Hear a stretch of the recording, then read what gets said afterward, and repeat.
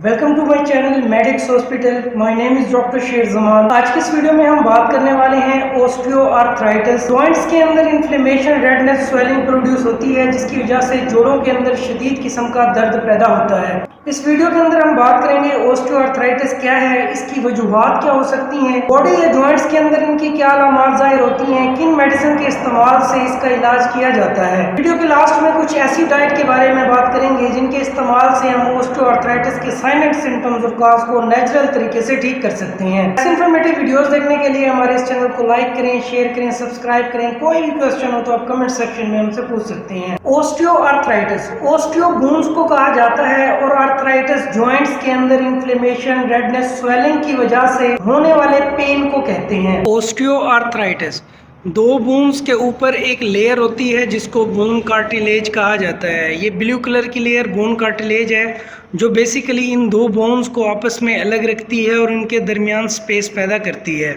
किसी repetitive movements की वजह से, माल न्यूट्रिशन की वजह से या ज़्यादा एज होने की वजह से ये कार्टिलेज डैमेज हो जाते हैं। जब ये कार्टिलेज डैमेज हो जाते हैं तो बोन्स आपस में टकराती हैं। जब बोन्स आपस में टकराती हैं तो रेपिटेटिव मूवमेंट्स की वजह से यहाँ पर रगड़ पैदा होती है। रगड़ पैदा होने की वजह से इस जॉइंट्स के इर्द गिर्द के मसल्स डैमेज हो जाते हैं। मसल्स डैमेज होने की वजह से जॉइंट्स के अंदर स्वेलिंग, रेडनेस और सवेयर किस्म का पेन और जॉइंट स्टिफनेस पैदा होती है।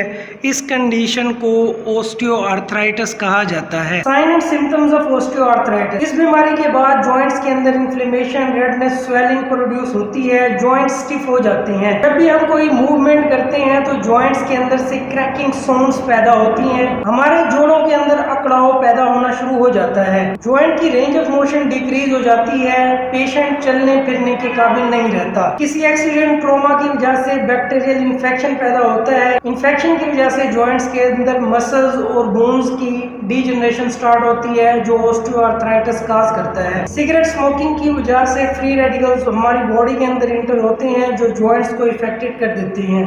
ऑस्टियोआर्थराइटिस एक जेनेटिक फैक्टर की वजह से भी माना जाता है। ये डिजीज बाज़ औक़ात वालिदैन से बच्चों में ट्रांसफर हो जाती हैं। Diagnostic test, CT scan, MRI और एक्सरे की मदद से आप ऑस्टियोआर्थराइटिस को डायग्नोज कर सकते हैं। Treatment plan, pain, fever, inflammation को कम करने के लिए एनसिड का इस्तेमाल किया जाता है। ये non steroidal anti inflammatory medicine होती हैं जो जॉइंट्स के अंदर इन्फ्लेमेशन, रेडनेस, स्वेलिंग को कम करती हैं।